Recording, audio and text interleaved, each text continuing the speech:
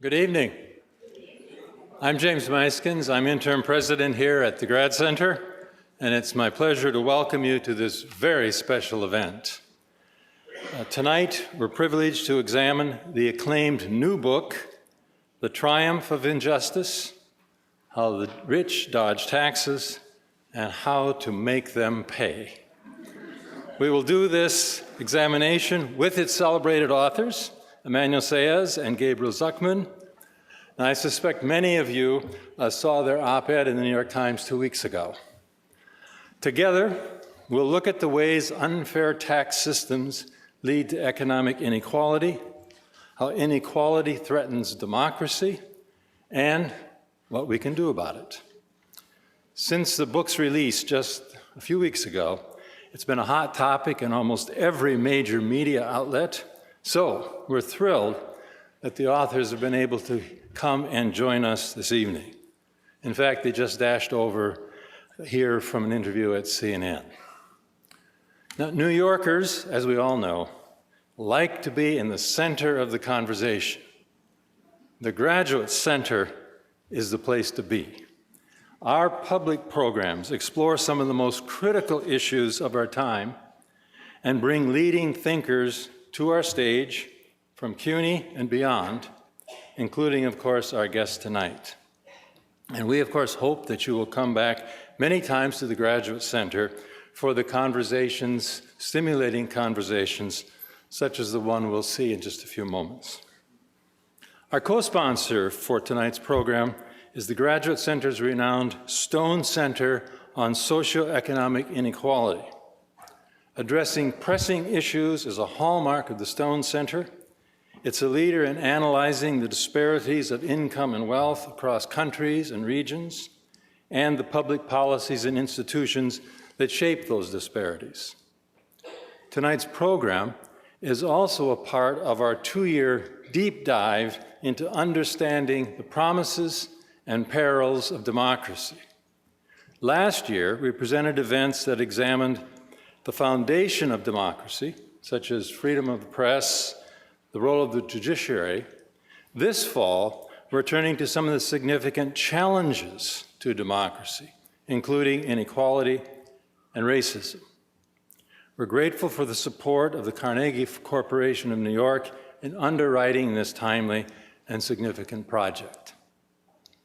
Now I'm honored to introduce the extraordinary panel of scholars that we have here tonight, who will do a deep dive into the research, bringing fresh insights and an understanding to one of the biggest challenges we face, the causes and consequences of socioeconomic inequality.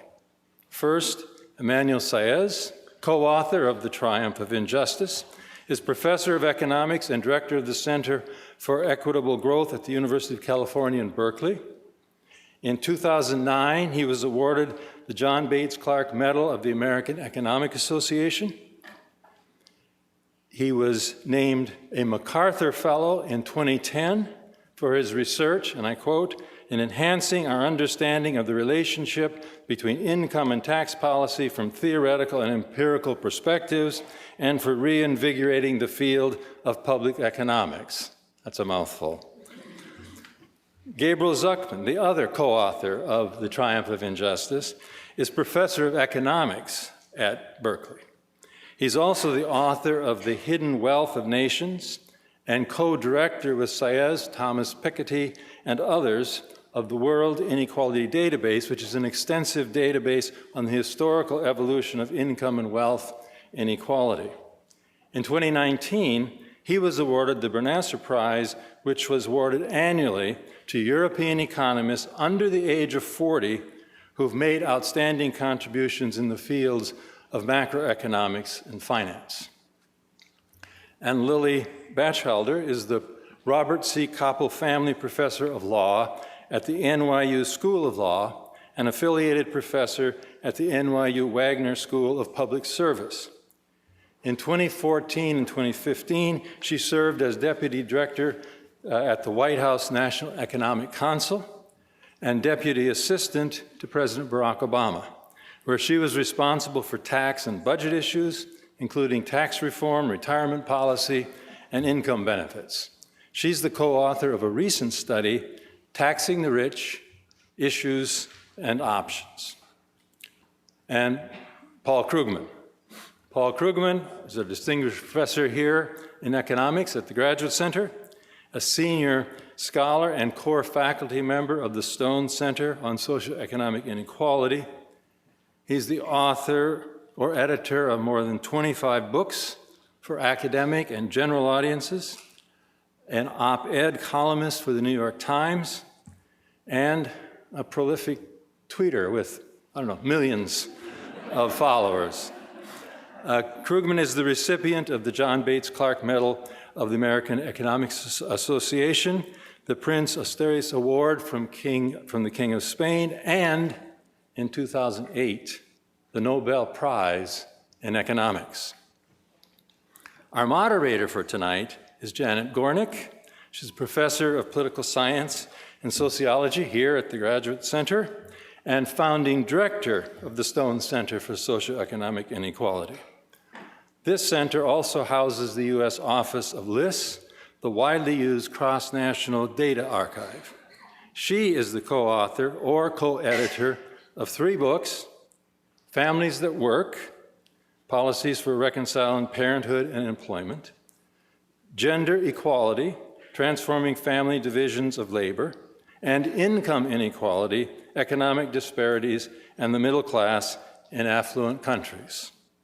So having introduced our panel, we'll begin with Gabriel Zucman, who will give us a brief presentation of the highlights of the research of the book, and then the panel will come up here and join them on stage.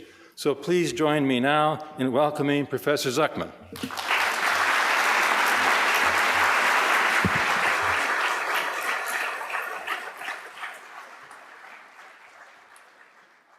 Thank you. Thank you very much, President Maiskins, and thanks to all of you for being here. What an honor, what a pleasure to be here tonight to talk about this book. So what we try to do in this book is 3 things. One is that we produce new statistics about how much each group of the population pays in taxes today in the US and has paid all the way back to 1913, taking into account all taxes paid at all levels of government. And we study the long-run changes in tax progressivity, and we try to explain, to tell the story of how the US moved from having the most progressive tax system in the world to a tax system today where, the very wealthiest Americans, the 400 richest Americans, pay a lower tax rate than the middle class. Second is we provide some elements for a 21st century tax system. So many people have become convinced that tax avoidance, tax evasion, tax competition are laws of nature, and you cannot do anything against these things. And we want to explain why this is wrong, why these are, in fact, choices that governments make, and governments make other choices. And if there is a democratic demand for progressive taxation, we can make this work. And the third thing, and probably the most important, is that we developed a website, taxjusticenow.org, which is a user-friendly open source website where everybody can simulate their own tax reform. It is not for economists to say what tax rates should be applied, how the tax system should look like. It is obviously for the people through democratic deliberation and the vote. And what we try to achieve in this book is to make the tax debate more democratic. And that's why we developed this website. So let me start with the dramatic increase in inequality in the US. And one way to illustrate it, this increase is this graph that shows the evolution of the share of national income that's earned by the top 1% highest earners versus the bottom 50% of the income distribution. In 1980, the top 1% earned about 10% of total national income. Today, it earns about 20% of total national income.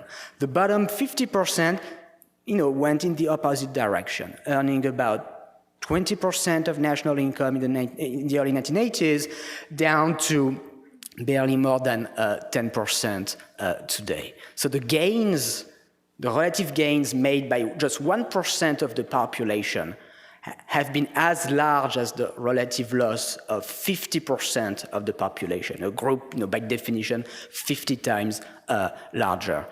And the tax system is one very important way to regulate inequality.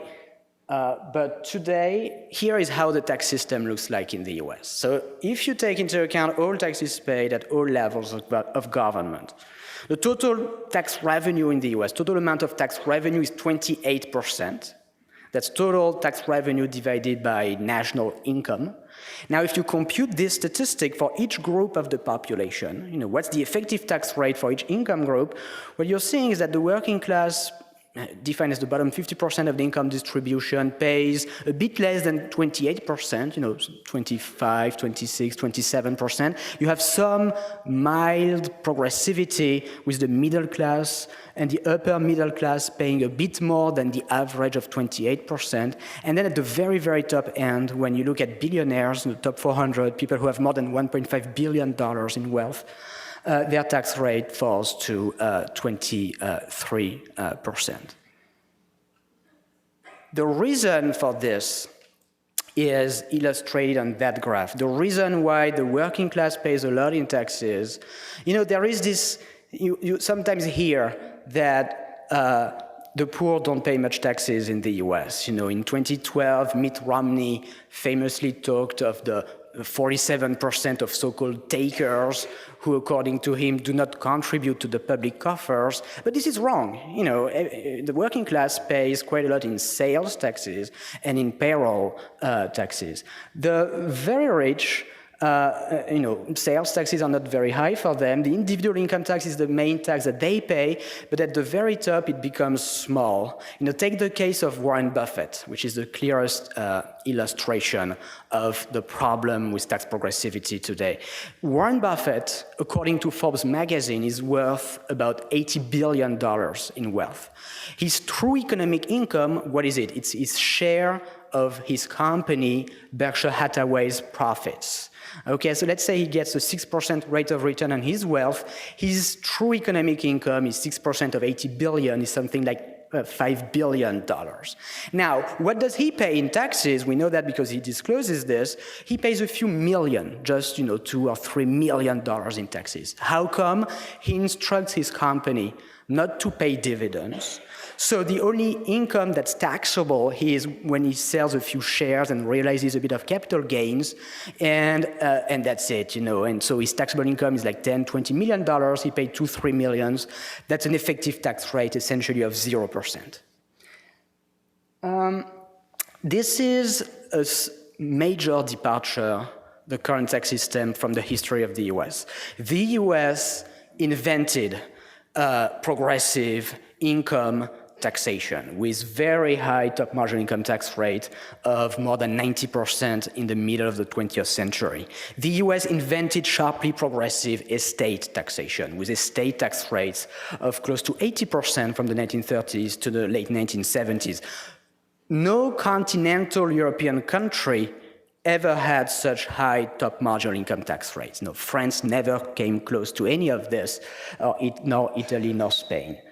Sometimes when you talk about that, people say, oh, but nobody, really paid those rates. The US might have pretended to tax the wealthy under Roosevelt and subsequent administrations, but never genuinely did so. And so we take that seriously, and we try, we compute in the book what was the effective rate paid by the wealthiest Americans, and that's the result here. We find that the top 0.1% highest earners paid about 60% of their income, all taxes included, during the middle of the 20th century. And then, you had this big decline in tax progressivity. So the point here is that the US tax system really was progressive, not only on paper, but also in actual fact. And today, is basically not progressive or barely anymore. The reason why the US tax system was so progressive in the middle of the 20th century is something that's not really well understood. It's not essentially because of the individual income tax, because the reason, the 90% top marginal income tax rate, it's true that very few people paid those rates. It was by design. You need to remember the history of those rates. In 1943, Franklin Roosevelt goes to Congress and he makes a famous speech and he says, I think that no American should have an income of more than $25,000 at the time after paying taxes, so the equivalent of several millions of today's dollars. And therefore, I propose 100% top marginal income tax rate above $25,000 on all sources of income. So he makes this speech, and people in Congress, hesitate a little bit. 100% is a lot, and they agree on 93%. And so that's the history. Why do I tell you this history? Because everybody understands that the reason that for these high tax rates was not to collect revenue. The point was explicitly about reducing inequality, making sure that nobody earns more than several millions in a given year. And so it's not through the individual income tax that the US system was very progressive, it's mostly through the corporate tax. The corporate tax at the middle of the 20th century did generate a lot of tax revenue, and because equity ownership is very concentrated, when the corporate tax rate is very high, shareholders in effect pay high taxes. That's something which is very basic, but we actually discovered in writing that book, which is that at some point, the corporate tax, the federal corporate tax, corporate income tax, generated as much revenue as a fraction of national income as the individual income tax, that for a brief period of time in the 1950s, then it declined, but that's, through the corporate tax that the tax system achieved its huge progressivity, and now the corporate income tax is essentially, is almost dead, collects 1% of national income following the Trump tax reform.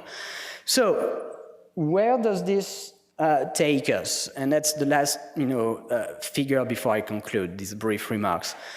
The future of tax progressivity, there are many ways to increase the progressivity of the tax system. The corporate tax is one tool, but it's too crude in many ways because it's just one rate. The US could increase the corporate tax rate to 50%, but it's too crude an instrument. A more powerful instrument is a progressive tax on wealth. Here, this graph shows how the tax system would look like, keeping everything the same, but just adding the Warren wealth tax, which is a tax of 2% above $50 million and 3% above $1 billion. With just a wealth tax like that, you double the effective tax rate on billionaires, from 23% today to 46%. So let me conclude by saying, there is this widely held view that external or technical constraints make tax justice impossible. And sometimes people refer to the European experience with wealth taxation, and they say, look, it was a failure. Most countries abolished their wealth taxes. And that's true. It was a failure, a very important intellectual and political failure.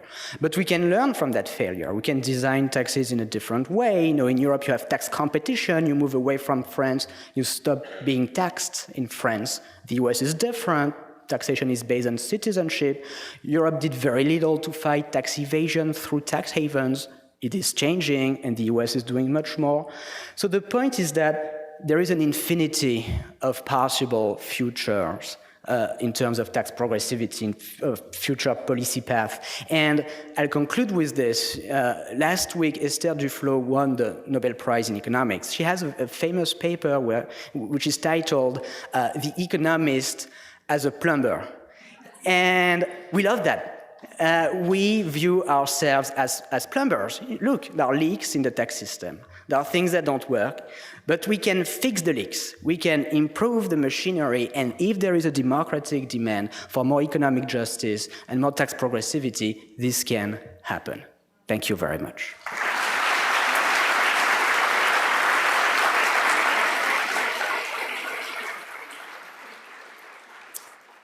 inviting my colleagues to join me on the stage.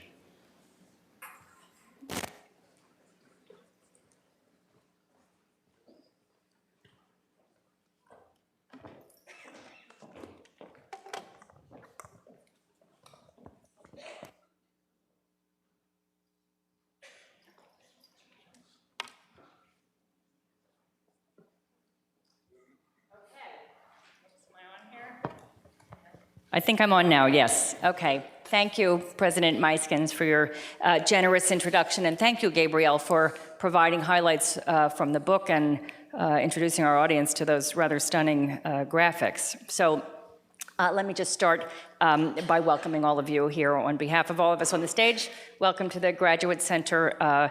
Welcome to those of you here in the Prashansky Auditorium, and to those who are joining us by live stream. So let me start by offering a very brief outline of the arc of this evening's conversation. The book that has brought us here this evening is action-packed. As you've seen already, it paints a very detailed portrait of the distribution of the tax burden in the United States today and historically, and it lays out a complex and ambitious set of proposed policy reforms. So there's an enormous amount to consider in 45 minutes. So here's what you can expect. I'm going to begin by asking the authors and the panelists to reflect on the ideal outcomes. What are we aiming to achieve? Second, I'm going to ask some questions about these tax proposals. The overarching question is, will these proposed reforms bring about the intended goals? Third, the book has already attracted widespread attention. As I imagine many of you know, it's been burning up Twitter especially. And I'm going to turn our attention to some of the critiques that have been discussed publicly and a few that have been added by our panelists. And finally, I'm going to ask them to reflect on the theme that also brought us here this evening, and that is the interplay between tax reform, tax justice, if you will, and democracy. So let me begin with the question of goals and metrics for success. When I was a graduate student studying public policy, my teachers drilled into my head the old adage about policy analysis: if it ain't broke, don't fix it. So let's start with the question, what's broke? And of course, that takes us to the corollary, what are we aiming for? So let me start with Emmanuel and Gabriel. In your book, of course, with a focus on the US, you highlight two distinct but intertwined broken elements. Economic inequality has risen sharply, and the tax system has grown increasingly regressive. So my first question to you is, talk to us a little bit about the ideal outcomes. What should we aim for with respect to levels of economic inequality and the distribution of the total tax burden? And what criteria or reasoning would shape your answer to those questions? Very good. So let me get started. So we know that our economies grow over time. Thanks, to technological progress, all our incomes are rising. That's what has been happening over the last 2 centuries. But for growth to be sustainable, it needs to be equitably distributed. And that's what happened in the United States after World War II up to 1980. When you look at how economic growth was benefiting each group, it was really a tide lifting all boats together. Now, in the period from 1980 to the present, the picture is totally different. So we crunched all the numbers, and we found that actually the incomes of the bottom 50% have essentially stagnated. So we are in an economy that doesn't work for at least half of the population, the bottom 50%. And while there is macroeconomic growth, that growth is felt only for people, in the upper middle class, and especially the rich who are growing like China. And that is just not sustainable.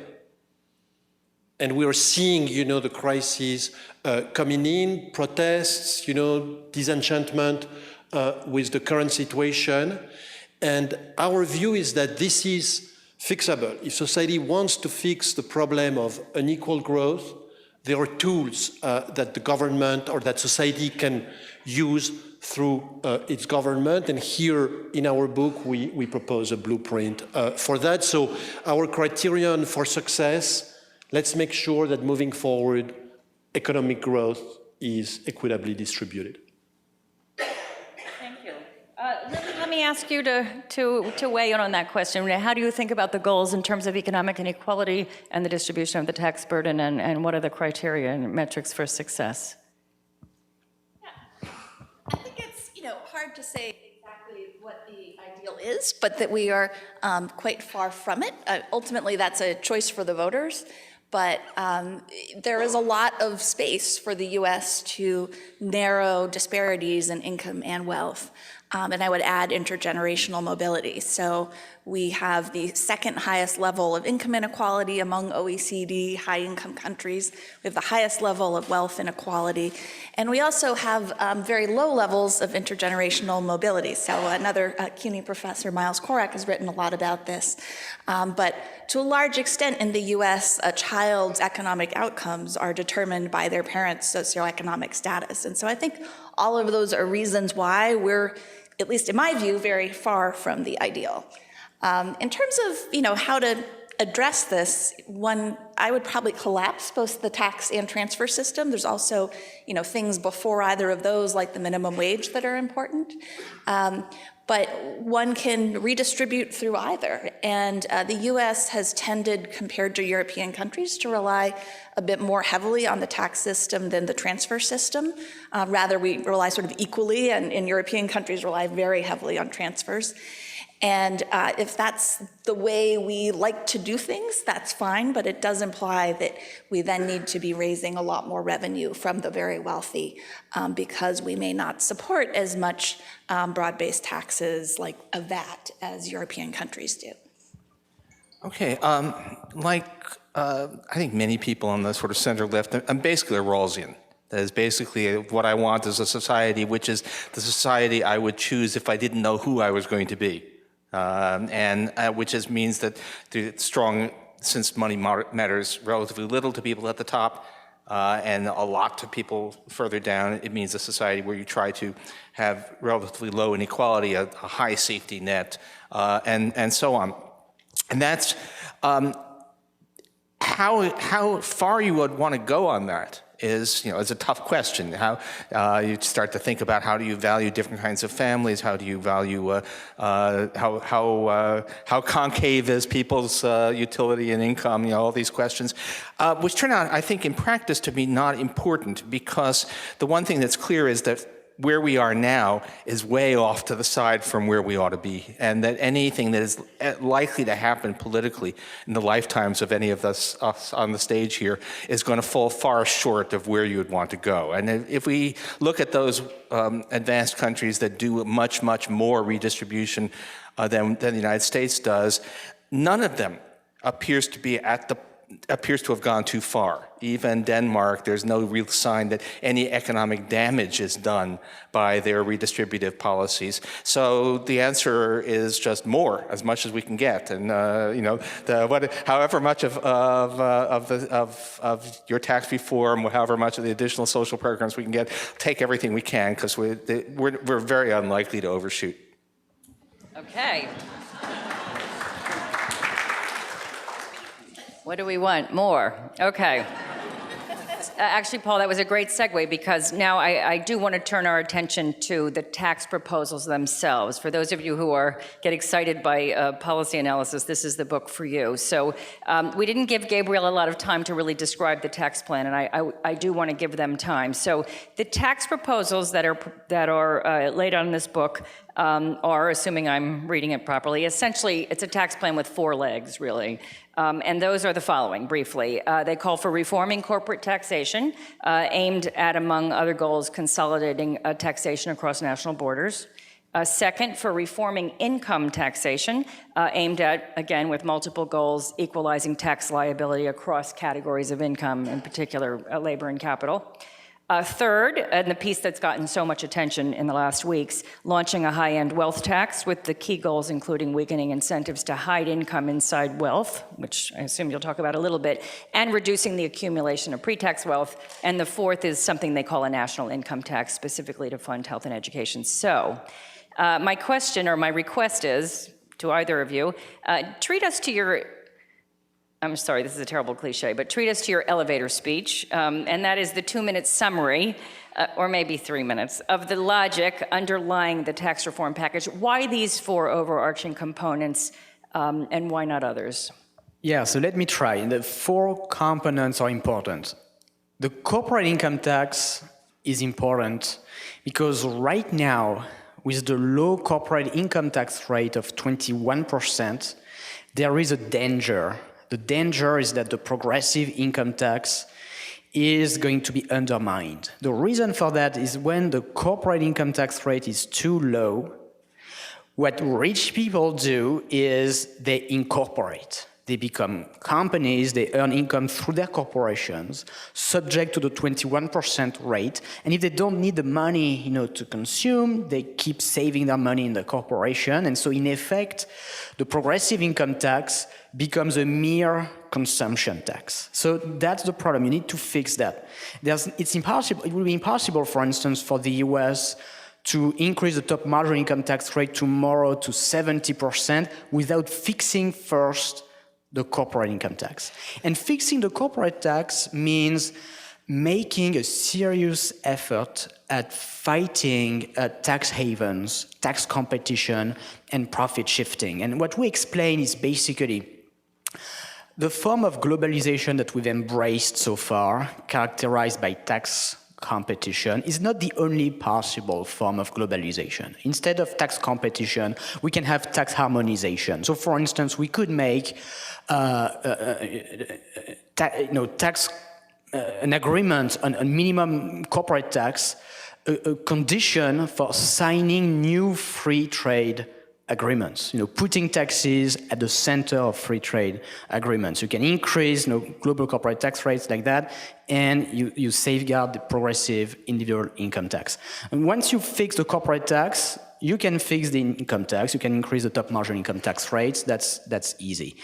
But if you fix the individual income tax, and we get to the third part of the plan, you're not addressing all the problems. You still have the Warren Buffett problem that I described briefly, which is, look, if you had a 90% top marginal income tax rate on taxable income, Buffett's tax bill would change from 0% of his true economic income to 0% of his true economic income, which is still a bit too low.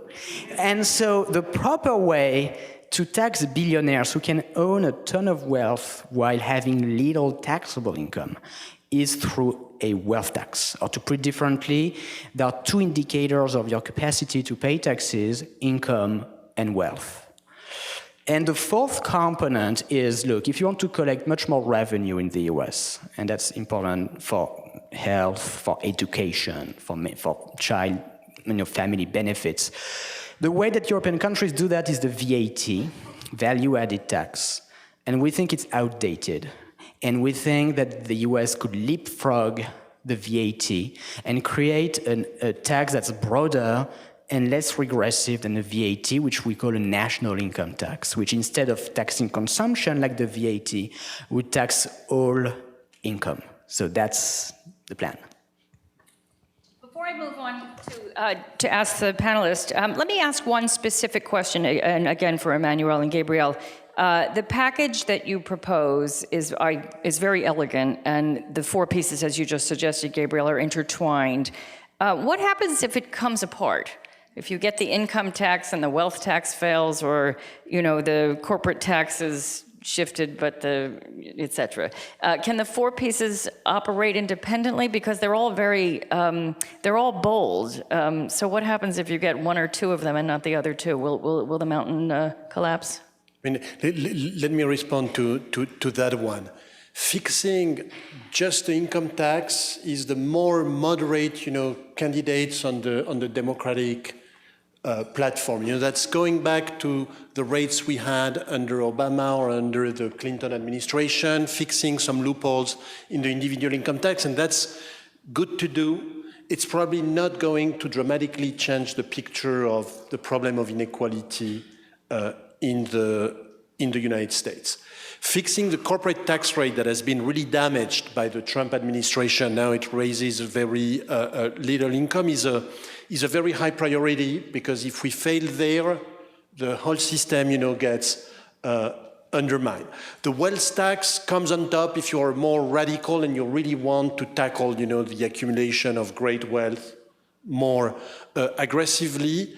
The national income tax is important if you want to be ambitious to develop the US social welfare state. And we hear a lot in the news about Medicare for all proposals. So just in a nutshell, the reason why the current healthcare system in the US is not sustainable, it's because in the US, the worker has to pay full price regardless of his wage.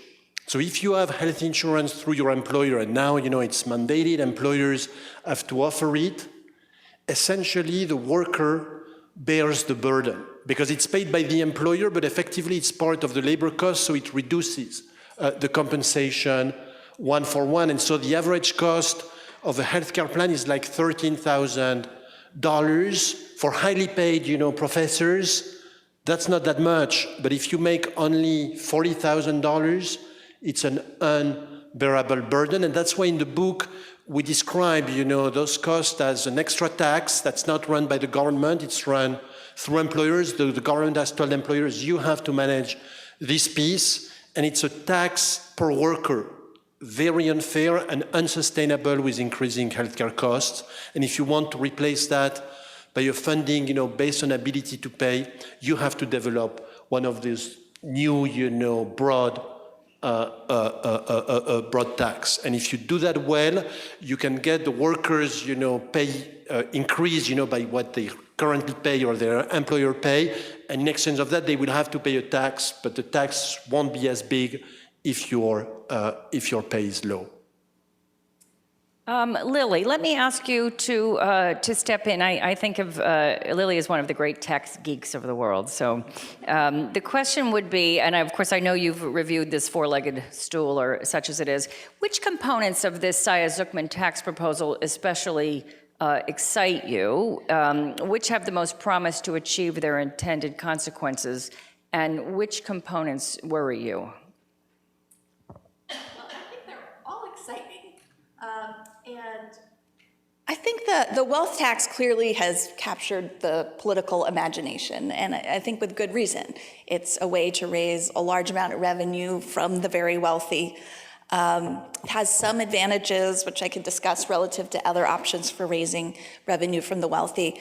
It can't be avoided by investing in multinationals that shift their profits overseas, because their stock price will reflect that, and so that would also be taxed by the wealth tax. I'd say my one worry, or one of my worries about it, which we may get to, is the constitutional risk. But I also thought the international proposals were really interesting. So there's sort of a hybrid of some other proposals out there. President Obama had proposed a minimum tax. We actually have a minimum tax now. That was one of the elements of the 2017 tax reform, although not in the form that I would particularly support. I think their form would be much more advisable. And then there's been a lot of discussion over time about allocating the worldwide profits of multinationals by their location of their sales.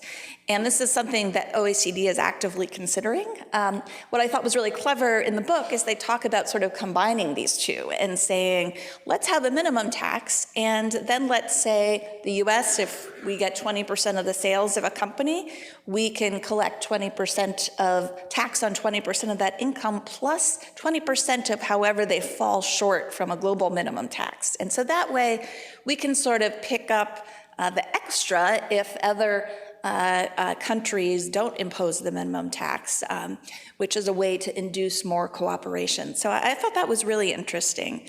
I'd say the one other component I mentioned that might slightly worry me, although it's really just a friendly amendment, is the proposal to tax capital gains at the same rate as ordinary income, which in general I think is a fabulous idea. My one concern is the way that Congress's estimators estimate increasing the capital gains rate. They think that if we increase it even by, maybe 6 percentage points from now, that it might start losing revenue because of something we have called the realization rule, where people don't have to pay the capital gains tax till they sell the asset.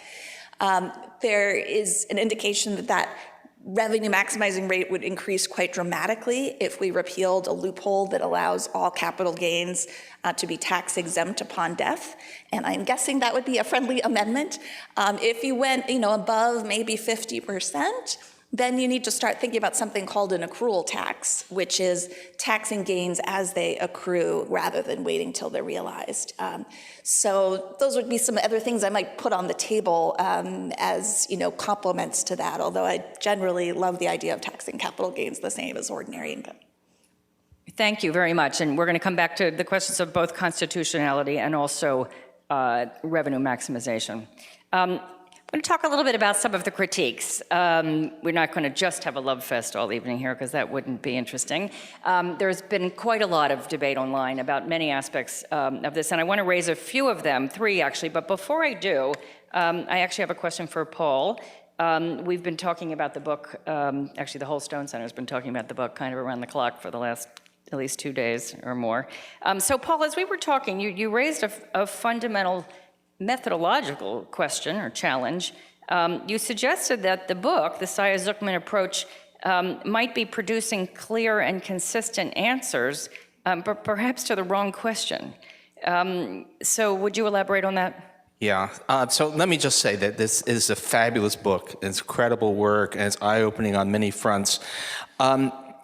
And which is nothing I say should be taken as diminishing in any sense the praise. This is a landmark piece of work. Okay, here's my concern. What a lot of people are going to take away from the book is basically the giant flat tax chart. And that chart, now there's a whole, that's quite different from what many other people in the tax area say, and a lot of that has to do with painfully technical issues, which the Stone Center has been, and I have to say, I'm sure I can, definitions of income and all of that, and I would really rather not think about those. But anyway, it's sort of 16 Tylenol level stuff there. But there's a fundamental difference between the way you guys do it and the way most people do it, which is that most estimates do things like try to allocate the corporate tax, saying that some part of the corporate tax is borne by workers, and they do this. We do this all along. We do estimates of tax incidence, and you guys have a very principled explanation. I found that October working paper extremely helpful of why you don't want to do that. You just want to say this is what people actually pay. Which is a way that is consistent with national income accounts, and I understand all of that, but in some sense it's and you want to make a very clear distinction between the distribution of taxes and the effects of tax reform. Trouble is that almost all policy questions are about the effects of tax reform, which is what you deliberately eschew doing. I mean, bad old joke about the guy who's in a balloon that's been blown off course, and he passes over somebody on the ground and yells down to him, "Where am I?" And the guy says, "You're in a balloon." And it's and the specific case here is, what do we want to say about the 2017 tax cut? Big cut in corporate taxes. The theory of the case, which some not entirely crazy economists bought, was that this would lead to massive inflows of capital from the world, which would drive down the rate of return on capital, drive up wages, so that in effect, it was really a tax cut for workers. I believe that was not true, and I think evidence is suggesting that's not true, but that is a question that involves exactly the kinds of behavioral responses that you guys leave out, and I think that's something that, you do not do this, but there's a kind of a structural bait and switch that might happen as people look at your chart, use your tool, and think that it is telling them what the effects of tax reform are going to be, which it doesn't necessarily do. Yeah, no, that's a great question, and we've thought very, very hard about that. And let me try to defend the methodology that we use. So, we totally agree that taxes affect behavior. The corporate tax, the standard theory says you tax profits and investment is going to fall and there's going to be less capital in the economy and capital makes workers, productive, and so with less capital, wages will be lower. And that's fine, that's a plausible theory, it's difficult to test, and we're not denying that this is possible in theory. But you cannot study the world as it is, or as it was last year, with that framework. That is, last year, there was a certain level of national income, a certain distribution of income that already reflected all the behavioral responses to taxes. So maybe if the corporate tax had been lower last year, wages would have been higher. But, the corporate tax was what it was and wages were where they were. And to analyze that world, the real data, not a counterfactual world, to analyze the world as it is and as it was, the only meaningful way is to say, look, wages adjusted, taxes had all sorts of effects, and after these adjustments took place, what the corporate tax did is very simple.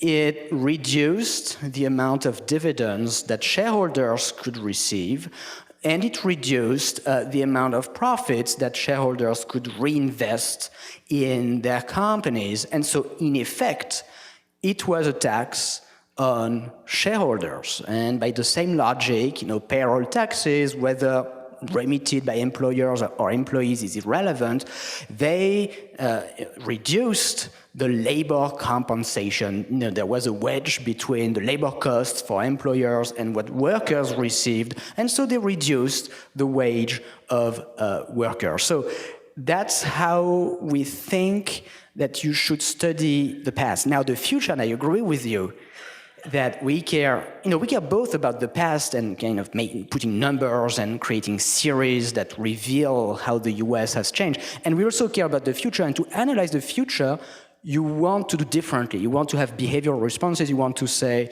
if the corporate tax was increased, not only the tax rate of shareholders would change, but also the incomes of the various groups of the population would change. And you need to be explicit about that. But you can only make that to think about the future, about a counterfactual world. You can't do that to think about the actual world with its actual level and distribution of income. Can I just say, I think the distinction between past and future is not that clear here.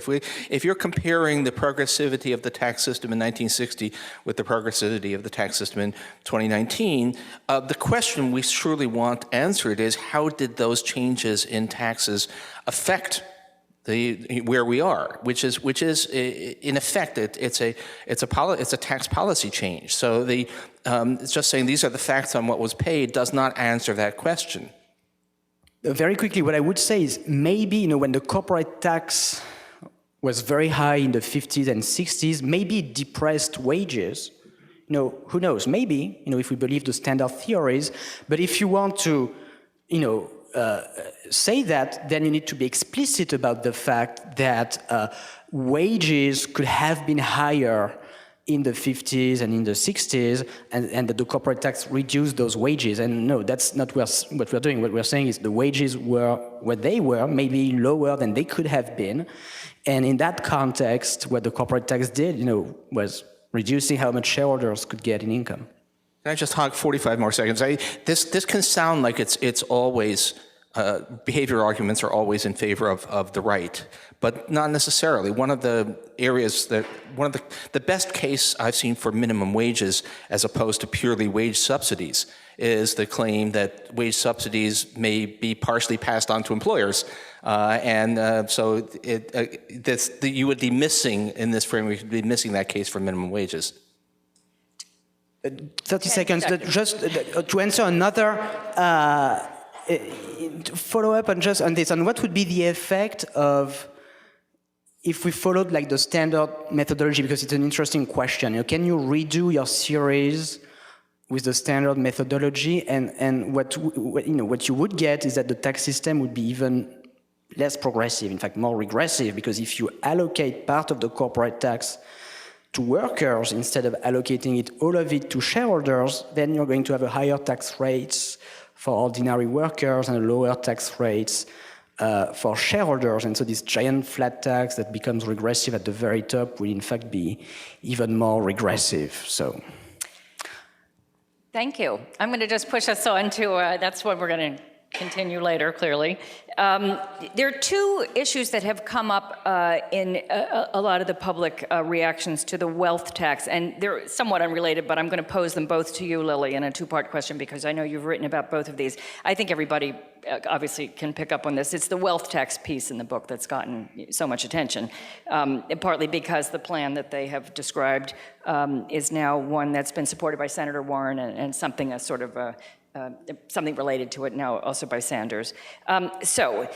Two critiques that have gotten a lot of airtime. The economist Larry Summers argues that the revenue estimates are wildly high. In fact, he claims that the revenue estimates are high by a factor of 8. That's a big number.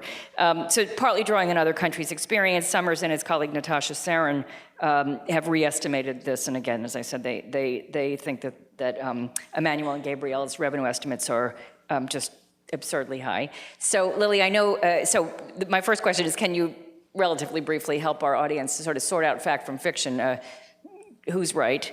And the second question, which you alluded to, which is a completely different area of discussion, is the argument that the wealth tax is unconstitutional. So could you comment on both of those? So in terms of the Sarin and Summers critique, this is something she mentioned that I am a tax geek, which I proudly agree with. This has been a subject of great debate among the tax geeks. But there's really sort of 5 issues in trying to estimate how much a wealth tax would raise. So one is just how much wealth is there in the US and how is it distributed before taxes. And before we really got into this debate, I had not realized how uncertain that is. We don't have great data on wealth, and there's sort of 3 different ways to try to estimate it, and you end up with very different results, both for the aggregate amount of wealth, but particularly for how it's distributed across the wealth distribution. The second is how a wealth tax would affect this figure. So would there be real behavioral responses of people saving less? The third is what would be tax avoidance and evasion to a wealth tax? And then the last 2 are sort of how could a wealth tax proposal get watered down, either through the legislative process or through the regulatory and lobbying process that follows. So as Janet mentioned, Sarin and Summers estimate much lower revenues raised from a wealth tax, depending on which number you're focusing on, 60 to 88% less. I should emphasize that none of these, as far as I can tell, are revenue estimates in the congressional sense of assuming real behavioral responses. And that's not a terribly crazy idea in the sense that savings isn't terribly responsive to taxes at current levels. But if you're actually going to put this proposal through Congress, the estimators would incorporate some real behavioral response. But the big difference between Sarin and Summers and Gabriel and Emmanuel's estimates, a lot of it is methodological. They are extrapolating Saez and Summers from estate tax data, which just systematically generates lower estimates of how much wealth there is at the very top. There are some methodological differences that might be 16 Tylenols also.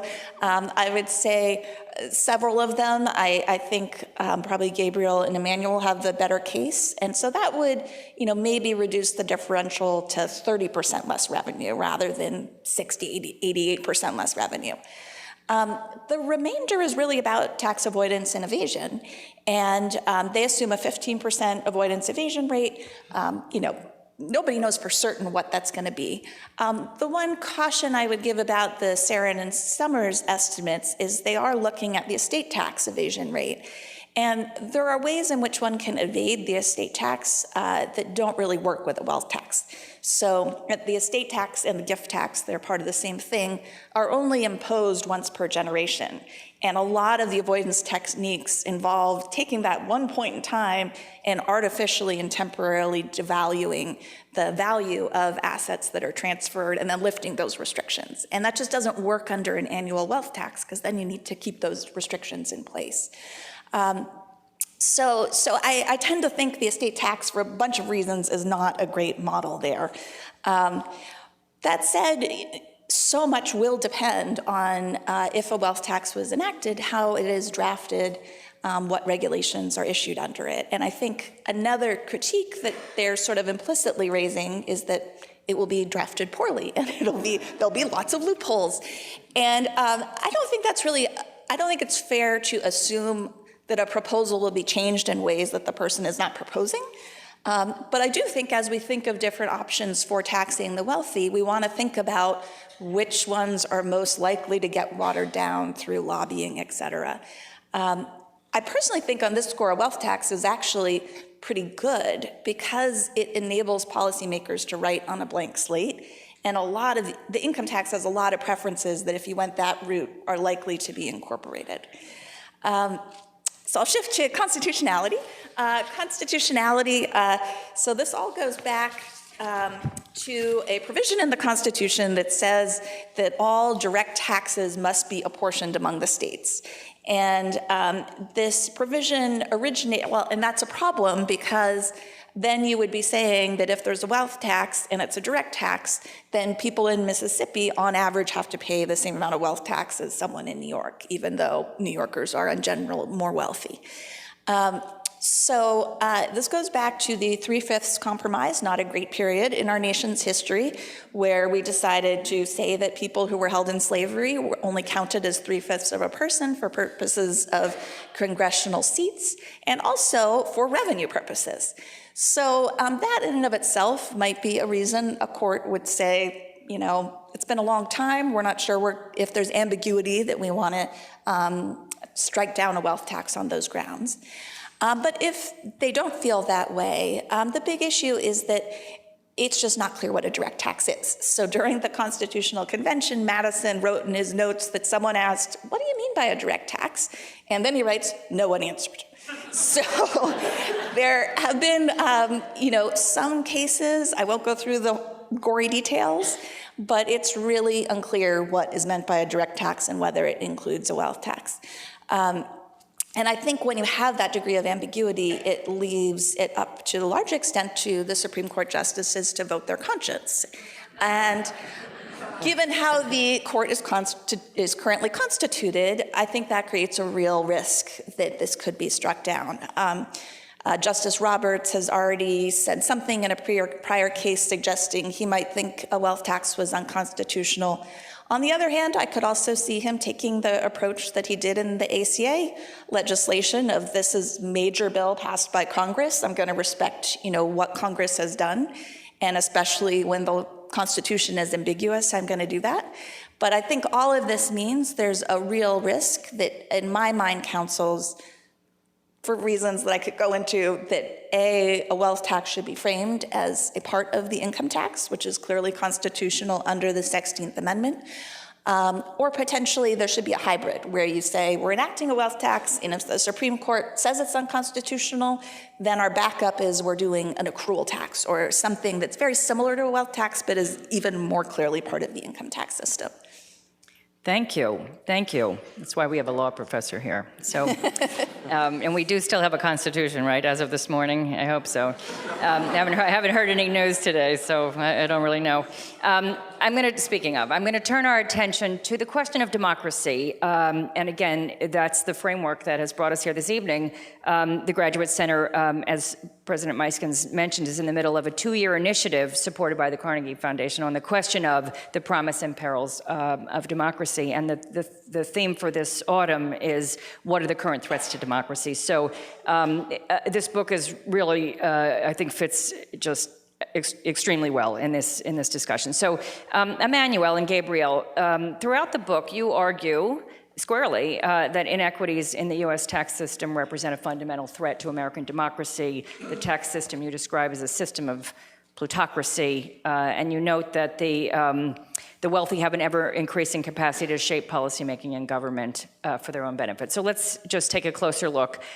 In your discussion beyond the Laffer curve, I think most of you probably remember from Econ 101, the Laffer curve, famously drawn on a napkin, is the curve that's supposed to tell us which tax rate is going to maximize revenue. You argue in the book that deconcentrating inequality may justify designing a tax system that does not maximize revenue. Isn't that economic heresy? Are you going to lose your licenses to practice economics and have to become plumbers? How will you defend a tax plan that is designed not to maximize revenue? What's the argument?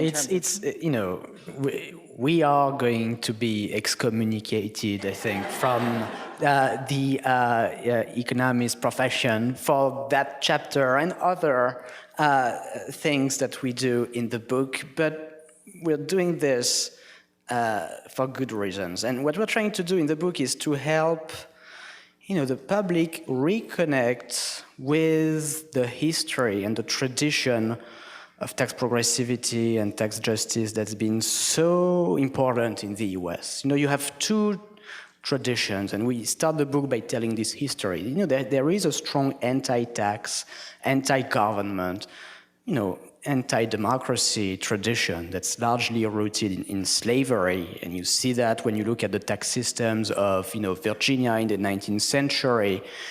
And there is also a progressive tradition that says, look, an extreme concentration of wealth in and of itself is a bad thing, is corrosive for society, for the social compact. And so one of the roles of the tax system, the main role of the tax system is to generate revenue, and for that you don't want to be on the wrong side of the Laffer curve when revenue falls, when you increase the tax rate. But another very important role of the tax system, and historically that's played a big role in US society, is to limit the concentration of wealth. You see that with the speech by Roosevelt that I mentioned, this idea that nobody should earn more than a certain income. Why? What's the reasoning behind that? The reasoning is that for most of the population, wealth is safety, security is a good thing, but for the very, very rich, wealth is not safety, wealth is power. And so an extreme concentration of wealth means an extreme concentration of power. The power to influence policy making, the power to influence markets. And you want to use the tax system, you might want to use the tax system to reduce this power and to regulate inequality. And we think that's an important rationale. Emmanuel, do you want to add to that before I turn to our other economists that seem to please the audience? Okay. Paul, let me ask you to comment on this sort of larger topic. Are there trade-offs between standard fiscal policy goals, implementing optimal tax rates and balancing budgets and maximizing growth on the one hand, and reducing economic inequality in the service of strengthening democracy on the other hand? And if so, how should fiscal policymakers address these trade-offs? So first of all, I think there's your case that in some sense increased wealth at the top is not only sort of irrelevant, but actually a positive bad. That's a very American tradition. I mean, Woodrow Wilson, I think, said if there are men big enough to buy the government, they will buy the government. And so just curbing extreme wealth at the top is a valuable goal in itself. And that's the fact that no one would in American politics today would dare say such a thing when they would when people you don't think of as radicals were willing to say it a century ago is telling us something. And I also think I think it's tremendously important to say that GDP is not a goal, where the economy is about people. And one of the things that I really learned before this work, but from Emmanuel, from your work with Peter Diamond, is that if we want to think about how much should we tax people at the top, the first thing we should be saying is we don't really care how much income they have, and really they don't care either at a fundamental level. And so the goal is basically to extract as much revenue, and if that reduces GDP, but doesn't reduce the incomes of anybody below the top 0.1%, no one cares. We shouldn't care. I actually, though, maybe this is more of a vague impression from the book, but I actually ended up feeling a little more optimistic about the role of wealth in politics, because a lot of the history you give of how tax rates came down so much is it was not so much there was crude influence wielding by, clearly there is that, but it's not just that the Koch brothers bought themselves a lower tax rate. A lot of it is the perception by technocrats, by policy people that there's too much tax avoidance, that we're engaged in international tax competition, and that we need to bring down the rates. And to the extent that is sincere, and I think at least is to some extent sincere, if we can make the case that is not true, that there's much more scope for taxing corporate profits, there's much more scope for taxing high incomes than people have been claiming, then that can make a big difference. I think probably the best argument for higher corporate taxation we can make is the discovery that all of those overseas investments, or a very large part of those overseas investments, are not real. That all of the money, it's not that corporations are building factories in low tax in Ireland. They're just recording their profits in Ireland, and that's a pretty powerful revelation. It suggests that the need to have low taxes to keep business in the United States is much less than that has been claimed. Thank you. Just a couple more questions on this under the rubric of thinking about democracy in a sort of larger way. So another question for Emmanuel and Gabriel, and then for the others if they'd like. The book is, of course, about tax policy largely, and you say much less about social policy. So I want you to reflect a little bit on the link between achieving these tax reforms and winning social policy and labor market reforms. On the one hand, the tax reforms and social policy and labor market reform. So what I mean by that is that many observers of the United States argue that U.S. workers and their families need many things: access to universal health insurance, universal pre-K, affordable housing, sick pay, and a host of labor market regulations and reforms.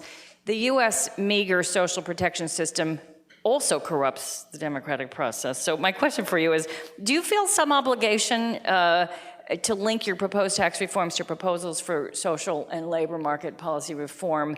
And if I could add to that, do you think the candidates you're advising on tax policy should also be obligated to spell out these links? Yeah, no, so this is a very good question. So governments, they reflect, the values of society, and they do many things. So on one part, we pull together a significant fraction of our income through taxes. Even in the US, where we don't like taxes that much, we still pull together, 28% of our incomes, and we do that, to do a number of things, pay for programs, transfers, fund education, healthcare, retirement. And our book is about taxes. It's one aspect of government. We're not claiming we're capturing everything that's critical.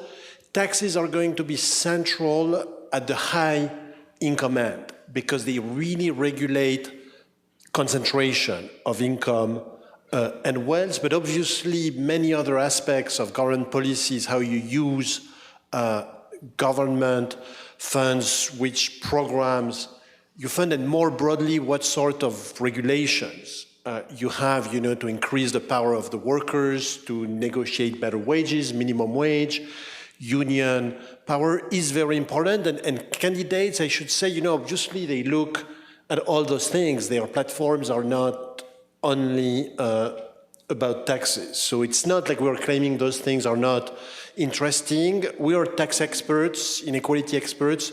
We wrote about taxes. We've done work, on how transfers affect the distribution of income, and maybe that would be the topic for another book. Paul or Lily, any comment on that? Not on their next book, but on the larger question. I'm looking forward to that. Yeah, I mean, I think a lot of why it is so interesting and important to be raising taxes on the wealthy is to fund programs that are going to benefit the middle class and low-income workers. And so it's really important to keep those two goals in mind. And I think a political candidate would, not necessarily be advised to only talk about the spinach and not about the dessert, but in a serious book, those are two big issues to explore, and I think it makes sense to peel off one of them. Going back to your revenue maximizing question, I think reasonable people can disagree. On the one hand, there clearly are costs to our democracy and to our sense of community for having real extreme concentrations of wealth at the top. On the other hand, if you go past the revenue maximizing rate, you have less revenue potentially than you could otherwise for social programs. The good news, I think, is that we are nowhere near that level. So going back to Paul's comment, I think we can go a lot further on taxing the wealthy before we need to be worried about exceeding the revenue maximizing rate. So this is time for my last question then, taxing the wealthy. So a political question. It's election season. Again, I hope we're still having an election. One worries. I haven't heard any news since this morning, so I think we're still having an election. You missed a lot. We are? Yeah, I know. I get that. Okay. Assuming we're still having an election, Gabriel, you and I were talking about this yesterday. For the first time in quite a long time, Americans seem to be willing to discuss the idea of a wealth tax, and obviously at least three candidates are now supporting that. Why now? Why do we think we have this openness specifically to a wealth tax? And do you think that this is politically sustainable? And I'm curious to hear from you and the others if you have a thought about that. I can start. I think one reason is the growing realization that wealth inequality has increased tremendously. It was not super clear, a few years ago. Now it's very clear in all the data, whether survey data, tax data, you see a huge rise in wealth concentration over the last decades. The second thing is there was the Trump tax reform, in 2017 kind of forced all Democrats to come up with an alternative, and since there is so much wealth at the top, it's natural to think about wealth taxation.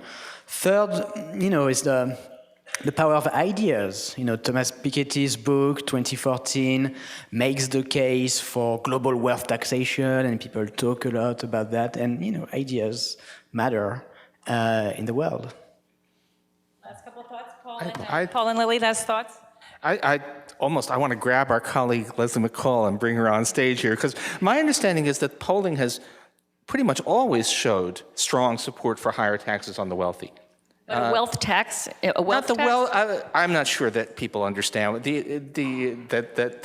the distinction between a wealth tax and just higher taxes on the wealthy. But the idea of making the tax system substantially more progressive at the top has long been politically popular. The question is why politicians are willing to say it now. It has been always something that would play well. I think that comes to issues about the changing structure of the Democratic Party, the decline of the neoliberal establishment, and maybe also, in a weird way, the fact that our politics are now so awash in money that any candidate is going to have plenty of money to saturate the airwaves past the point of boredom and intolerance, so that the candidates don't need the support of billionaires to be serious contenders. Emmanuel, can I give you the last word?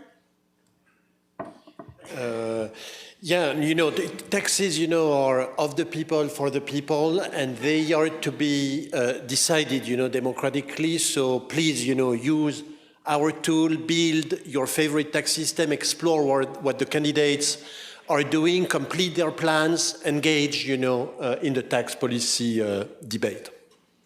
Well, it is my sad duty to bring us to a close. So if I may say so, merci, thank you.